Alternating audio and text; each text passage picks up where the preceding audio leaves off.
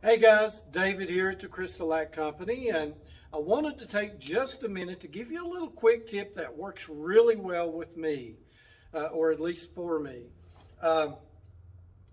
Many of you that use our top coats or do a lot of top coating in your woodworking, your crafts, arts, whatever, know that when working out in the shop, it's hard to have an area that's perfectly clean, that when you apply your clear top coats or even paints and stains, that in the drying process you don't end up with a lot of dust nibs and particles that floating in the air and land in your finish and cause you to have to wait for it to dry, then resand and reapply and hope that maybe next time it dries quick enough that the dust nibs don't actually get into the finish. So here's the quick tip that I've found that works great for me here in my dirty shop, as you can see.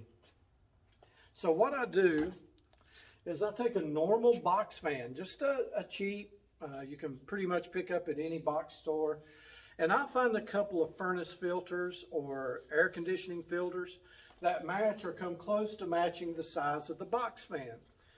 I'll typically hang it from a rafter to get it up off the floor and off the work areas, and let that circulate on low for 12 hours, 24 hours to catch those particles that are floating around in the air that's going to end up on your finish. I'll even double up on the intake side of the fan. I'll put one on the output side of the fan. I'll put another. And just let that run for 12 to 24 hours prior to doing any finishing. And it really eliminates a lot of those dust particles and things that are in the air that may cause you problems when doing any type of finishing work. So I know this isn't real technical and nothing tremendous in the woodworking or crafting industry, but it's a great little tip that really helps you eliminate those dust nibs. So anybody has any questions, please feel free to contact us here at the CrystaLac company, and we'll be glad to help you any way we can. Thanks so much and have a great day. Bye.